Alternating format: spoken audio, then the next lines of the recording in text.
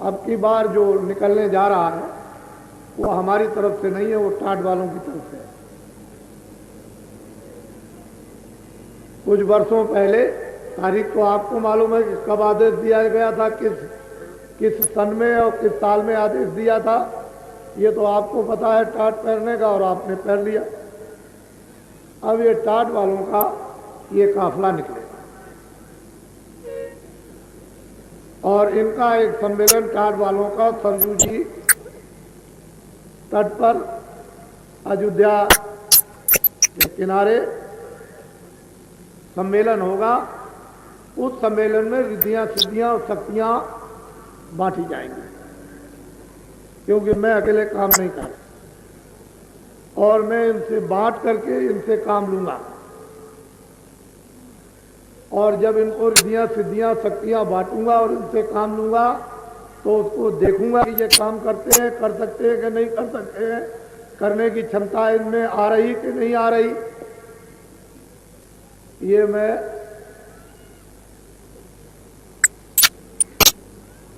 पहुंच करके ये देखूंगा। लेकिन ये अब की बार जो निकलेगा 80 दिन का और 11 प्रांत 8000 किलोमीटर की यात्रा का, वो इनका होगा। लेकिन मैं साथ जरूर रहूंगा। क्यों? इसलिए कि रिद्धियां सिद्धियां शक्तियां बांटूंगा, उसका दुरुपयोग तो ये लोग नहीं करेंगे। नहीं दुरुपयोग कर दें तो बड़ा भारी नुकसान हो जाएगा, तो फिर फायदा नहीं होगा, तो उसका कंट्रोल करूंगा, नियंत्रण में रखूंगा। तो साथ तो रहूंगा, क्योंकि टाट तो मैंने पहराया। और फिर इनको रिद्धियां सिद्धियां शक्तियां बांटूंगा 80 दिन के लिए, तो नियंत्रण तो रखना ही पड़ेगा। ऐसे इनको छोड़ करके अगर भेज दूं तो ये बड़ा भारी नुकसान करते हैं, तो कुछ का कुछ कर देंगे। तो आज अभी तो मैं बात आपको बाद में बताऊंगा, पहले सत्संग सुने। सबसे पहले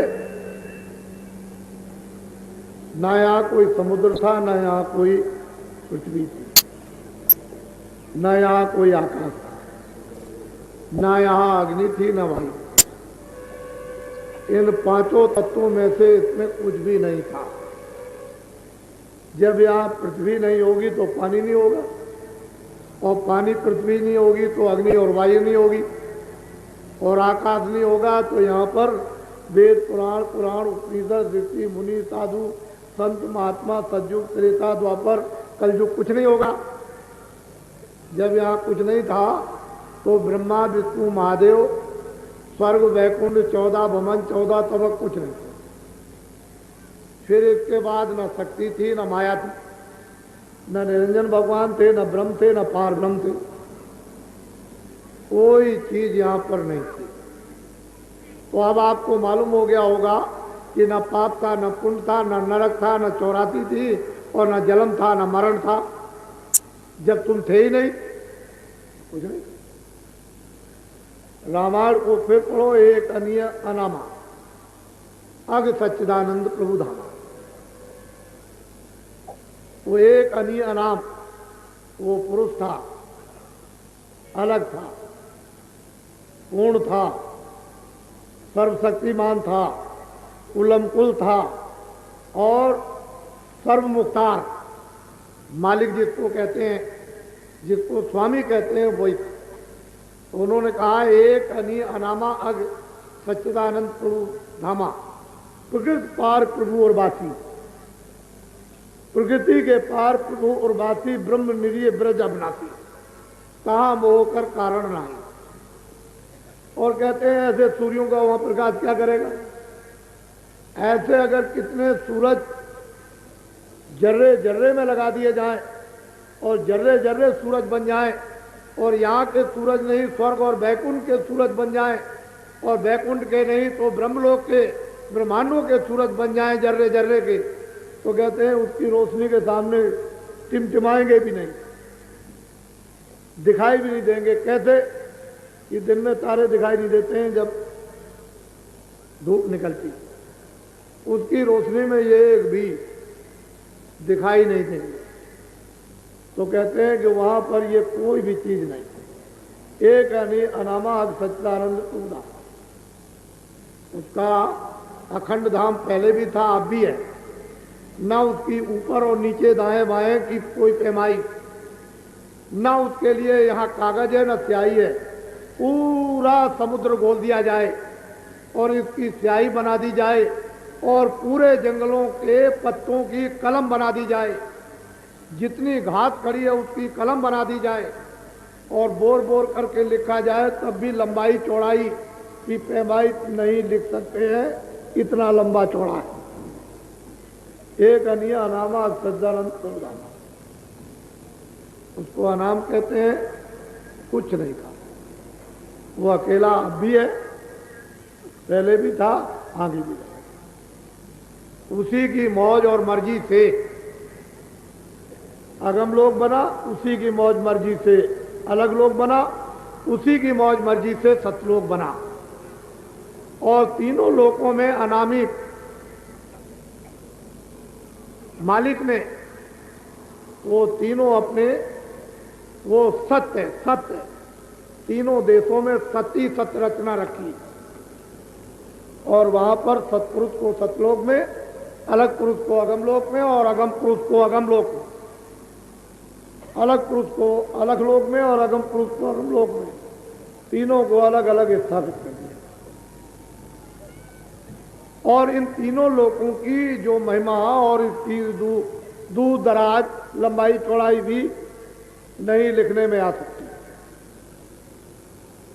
ये वैसे के वैसे अब भी हैं और वो अनामी लोग, अनामी पुरुष वो अलग। और इसके बाद जो रचना का विस्तार हुआ है वो सतलोक सतपुरुष से, इन्हीं की मौज और मर्जी से, सतपुरुष की मर्जी से जो सतलोक में जो विराजमान है, इन्हीं ने सब रचना का और इन्हीं के यहां से सारा भंडार ये मिला। इन्हीं की आवाज से, इन्हीं के शब्द से, इन्हीं की धत्कार से, इन्हीं की साउंड से, इन्हीं की बोली से अखंडों अनंतों ब्रह्मांड, पार ब्रह्मांड और ब्रह्मांड, ये सब उसी की आवाज पर सब बने। और इन्होंने अपने पुत्रों को अपने अपने लोक में स्थापित कर दिया और उन सबको उन तपस्या के एवज में प्रसन्न होकर के सब रात दे दिया। जाओ, तुमको ये रात दिया, ईश्वर को ये रात दिया, जिसको कि मुसलमान खुदा कहते हैं, हिंदू ईश्वर कहते हैं, ईसाई गाट कहते हैं। उनका राज अलग है, ब्रह्म का राज अलग है, पार ब्रह्म का राज अलग है, महाकाल पुरुष का राज अलग। सतपुरुष ने इन सबको अलग अलग राज दे दिया और दे करके राज मतलब यह है कि प्रसन्न होकर, और इन लोगों ने जो भंडार अपने अपने लोक में प्राप्त किया, उस आत्माओं के भंडार को अपने अपने लोक में किस तरह से फंसा करके रखा है ये किसी को मालूम नहीं। जब ये भंडार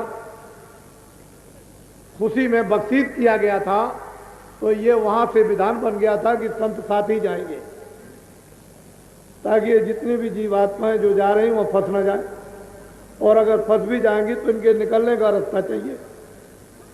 तो साथ ही साथ संतों को भी उतार दिया और जब तक ये पृथ्वी का जर्रा जर्रा रहेगा संत यहाँ रहेंगे। वो पहले तो गुप्त थे, उनको कोई पहचान नहीं सकता था, लेकिन बराबर यहाँ की और अंदर की सब संभाल करते थे और उन्हें कोई पहचान भी नहीं। अब भी है गुप्त, अब भी है, लेकिन जब तक उसकी मौज और मर्जी हुई कि जीवों का जायरा प्रत्यक्ष में लाभ होना चाहिए और मार्ग मिलना चाहिए, वहाँ के सभी मार्ग डूब गए, रूंध गए और लोग उन मार्गों को खो बैठे और युग का परिवर्तन होने से कमजोरियां आ गई मन पर, बुद्धि पर, चित्त पर। तो ऐसा रास्ता हो जिससे कि जीव यहाँ से छुटकारा पाए, तो प्रगट संतों को भेजा। गुप्त तो रहेंगे ही, उनको तो कोई नहीं पहचान सकता है सिवाय आने जाने वाले जो संत हैं, वो उनको जानते हैं, वो उनको जानते हैं, लेकिन जो प्रगट संत होंगे वो गुप्त संत का समाचार नहीं देंगे। अगर ये कहा जाएगा कि वो बताएंगे नहीं, जानते तो हैं कि ये है, लेकिन वो कुछ कहेंगे नहीं। ये उनको आदेश है कि गुप्त संतों का परिचय बिल्कुल नहीं, वो गुप्त ही रहेंगे और प्रगट जो काम करेंगे वो प्रगट हो जाएंगे, वो लोगों के बीच में आ जाएंगे। तो ये संत धार, ये जब से जीवों का भंडार काल भगवान को, ब्रह्म को और पारब्रह्म को और महाकाल पुरुष को दिया है। तब से सतपुरुष ने ये धार बराबर जारी रखी और अभी है, आगे भी रहेगी। अब ये वही लोग जान सकेंगे जो साधक, साधकी जानते हैं, साध जानते हैं, संत जानते हैं। साधुओं का दर्जा संतों के निकट ही लगभग होता है। साध कहते हैं रसाई करने वाले, पहुंचने वाले, जो मंजिलों को पार करते हैं, जिनका रास्ता तय हो जाता है, आँख खुल जाती है, जो लोकों में भ्रमण करते हैं, दिव्य लोकों में, उनको मतलब ये है कि साध करते हैं, वो इस राज को जानते हैं। संत तो है ही, लेकिन साधना करने वाले साध जो पहुंच जाते हैं उनको भी मालूम है। कल मैं ये बता रहा था कि इसके अतिरिक्त अपने अपने मंडलावर्ती पुरुष अपने अपने नुमाइंदों को यहां रखते हैं। ये ऐसा स्थान मृतलोक है कि यहां उनको अपने अपने नुमाइंदों को रखना है। यहाँ प्रतिनिधि जिसको कहते हैं, निरंजन भगवान के प्रतिनिधि हैं, ब्रह्म के प्रतिनिधि हैं, पार ब्रह्म के प्रतिनिधि हैं, महाकाल पुरुष के प्रतिनिधि, और फिर नीचे में ब्रह्मा विष्णु महादेव के प्रतिनिधि यहाँ पर मौजूद। तो वो प्रतिनिधि रहते हैं और वो ये बताते हैं कि आपकी भक्ति कौन कर रहा है, आपकी भक्ति कौन कर रहा है, आपको कौन मार रहा है, आपको कौन मानता है, आपको कौन मानता है, नाम का कौन मानता है, वैसे ही कौन मानता है, धोखेधड़ी से कौन मानता है, ये सब बताते हैं। और कितनी संख्या अब हो गई कि मानती कि नहीं मानती है, कि सबका नाश हो गया, ये सब वहाँ अपने अपने मंडलों में, और वो अपने अपने प्रतिनिधि उनको बताते हैं, खबर देते रहते हैं, लेकिन किसी को क्या मालूम कि क्या होता है। और उनको उस प्रकार के कड़े आदेश होते हैं। तो ये मैं इसलिए बताना आपको चाहता था कि जब संतों का संकल्प रहता है तो ये कुछ नहीं कर पाते। अगर ये कोई चाहे भी कि संतों के संकल्प के सामने हम कुछ करें तो कुछ नहीं कर पाएंगे। उनका संकल्प जो होता है सर्वोपरि और पूर्ण समर्थ होता है, पूरा अधिकार होता है उनके संकल्प में। और नीचे के जितने भी लोग होते हैं उनके पूर्ण संकल्प नहीं होते, इसलिए वो पूरा काम नहीं होता। तो इस समय पर जो उनके प्रतिनिधि यहां पर रहते हैं उनकी भी बात मानने को तैयार नहीं, तो फिर क्या होगा?